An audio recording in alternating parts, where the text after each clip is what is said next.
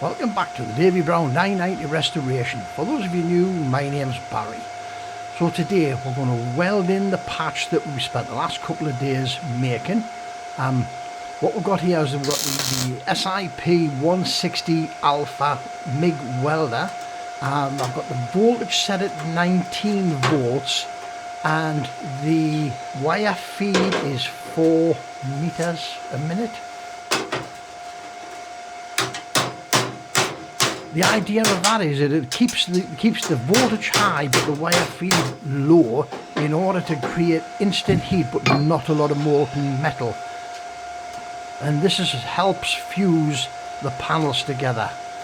So we're doing our last few little fits here to make sure everything is in line. Everything is as close as it can be. We've got one tack on at the bottom which is keeping it in place. What we need to do, we're going to start and go around the edges, so we will then tack in all the bits that fit, as I say, manipulate the bits that don't fit, and at the end, once we've ground it off, we'll go over it with a hammer and a dolly just to relax the weld, get it all stretched out, hopefully get rid of any of the tensions. Now, this patch is a really good fit. The bonnet actually is curved. It has got a curve running in and across, so the patch is curved. But as you can see in the edge there is still slightly raised areas. So what we'll do is we'll tack it in, and we then use the magnet and we use clamps to pull the edges down.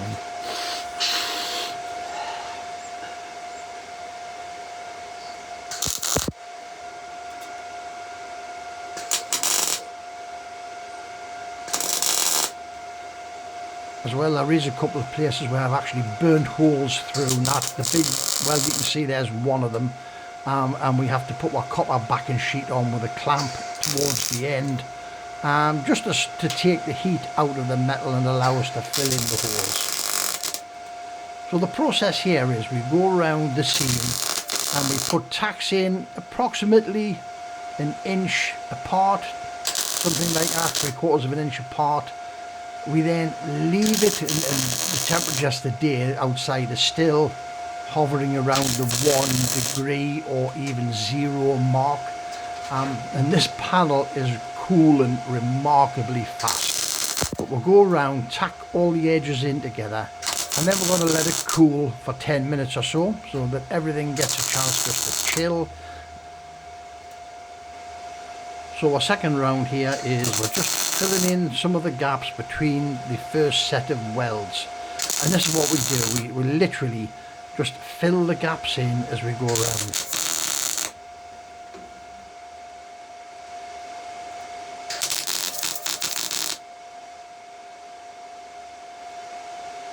Again now, that's it for this time. We're going to let it cool. And when we come back, we're going to go fill all more gaps in.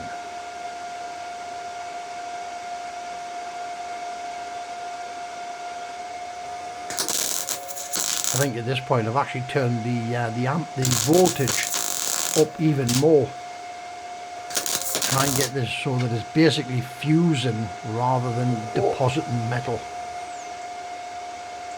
Anybody out there, if I'm doing this wrong, please in the comments pop it in. Welding is not my expertise, as you can see.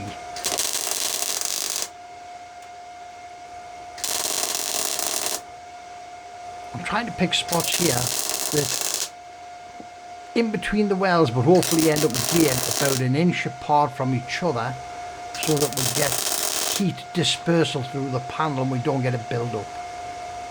The metalwork on the bonnet is remarkably good, except for the odd hole that's in it. But where the steel is there, the steel is still very thick and good quality. I suppose that's though because it was built with good quality steel to start with.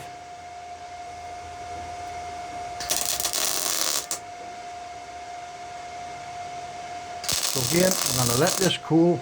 We're going to do a third round of welds, and then like that we've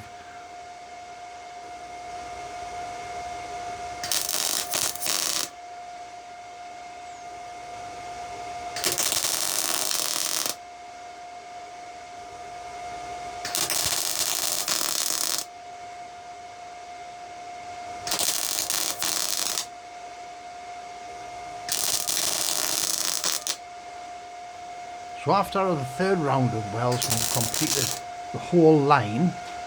What we did then was we put a flapper disc onto my grinder, ground the surface down to see what issues are and where we possibly have missed. What we've done is we've ground it down. We will come back to this and all of the other patches in a few days, weeks time, and we will go over them again, either with the welder or just with the flapper disc, and tidy them all up before we take the paint off the bonnet and hopefully put a bit of filler on it. Right guys, thanks very much for visiting. As always, your time is greatly appreciated when you come visiting us. Next little job is we're going to cut out the back of this and put a patch in where the hinge is. So stay tuned and we'll put some shorts out and keep you up to date. That's it for this video. Thank you very much. Remember, don't overthink it. It's only nuts and bolts.